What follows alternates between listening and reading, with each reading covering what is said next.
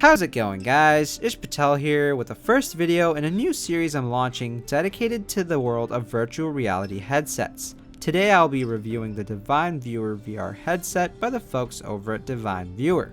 It's a relatively fresh headset, having been on the market for about 2 months, and the company has been hyping it up and advertising a lot across Facebook, so let's see if this one lives up to the hype.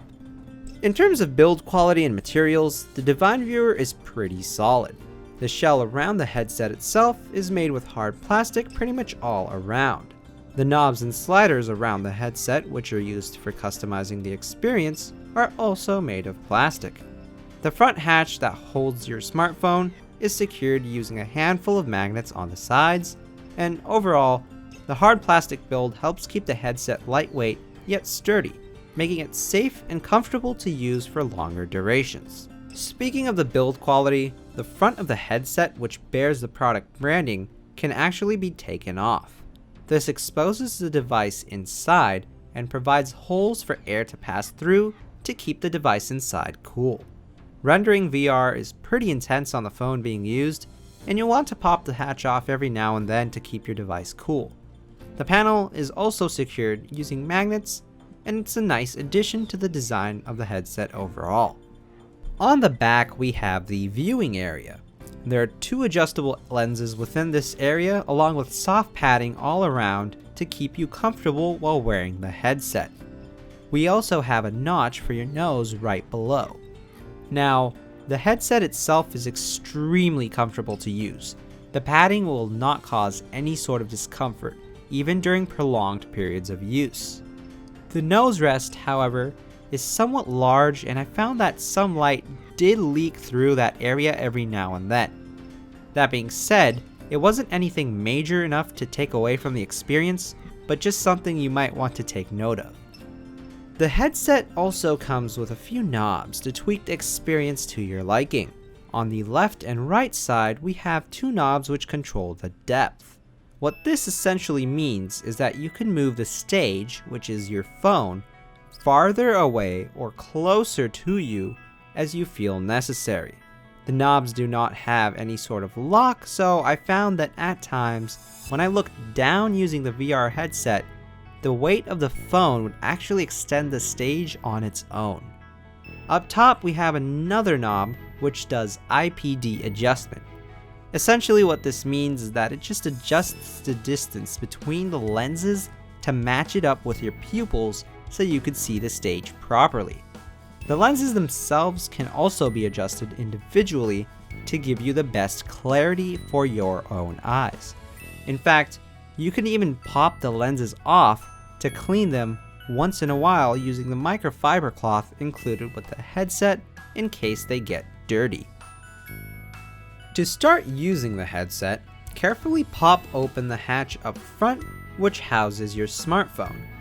Once the hatch is open, use your hands to adjust the mechanism so that it holds your phone in place and slide your phone in. I am using 2 hands in this just for demonstration purposes, but ideally you would use one hand to hold the springs apart and use the other to slide your device into the hatch. The mechanism gets the job done, but I feel like the folks over at Divine Viewer could have done a better job and made it easier to use. After your device has been placed into the hatch successfully, try to line up the screen directly in the middle of the hatch opening. This will ensure the best viewing experience through the lenses on the other side, as it will offer the best symmetry. Now close the hatch and you're almost ready to start your VR experience. An important thing to note is that the Divine Viewer does not come with a Bluetooth remote or a Bluetooth controller. Now, for the price tag of $65, I definitely feel that the folks over at Divine Viewer should have included a controller, as numerous other VR headset alternatives offer remotes for a cheaper total price. Maybe Divine Viewer will ship the next gen headset with a controller. That being said, you will be limited to the apps you can use with this headset, as you will have to find those which do not require a remote or controller. You will have to use your finger every now and then to launch and interact with some apps, which isn't much to ask for once you experience VR with this headset. One of the biggest things this headset has going for it is that it's compatible with both Android and iOS devices. You can browse the respective platform for VR applications, and there are numerous applications which work well with the Divine Viewer VR headset. Since I reviewed the headset using a Galaxy Note 4, I would recommend doing a simple search for virtual reality in the Google Play Store for you Android users out there, and you will be met with more apps than you'll know what to do with. As you can see, there's a plethora of apps available to choose from. With more developers getting into the VR space day by day, you will see more apps surface with higher quality VR content for mobile as time goes on, keeping the VR experience fresh with this headset. The headset also has slits on either side of the hatch that holds the phone to allow the use of headphones. This is definitely a great plus, as the VR experience as a whole is enhanced greatly through the use of headphones. Using the headset is an absolute blast, as demonstrated by my sweet mate Eddie. It's easy to set up, and once you have a few apps that are compatible with the headset, you're on your way to experiencing VR for a budget-friendly price using your mobile device. The headset itself is extremely comfortable, and I had no issues while using it continuously for a few hours. The only thing that did keep me back from enjoying it a lot more was my phone's battery. Now, while we're on the topic of the device inside, VR is very taxing on any system, especially mobile devices, as the device does everything, especially processing and rendering, twice, once for each eye. This leads to some serious battery drain, and don't be surprised if your phone is hot by the time you're done with your VR session. For your own safety, the folks at Divine Viewer and I would both advise you to keep VR sessions to a maximum of 30 minutes if you can, and do not ever use this headset while your phone is plugged into a charger. Overall, I am very impressed with Divine Viewer's first VR headset.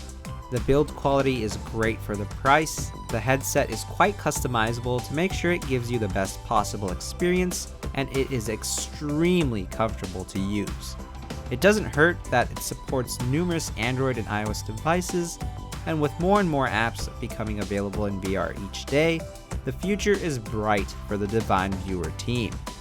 If you're looking for a budget-friendly VR headset that's not platform dependent, the Divine Viewer VR headset is a fantastic choice.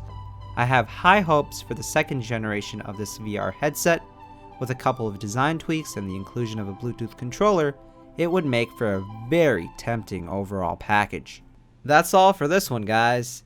To stay updated with the channel, be sure to subscribe and follow me on the social platforms listed in the description down below.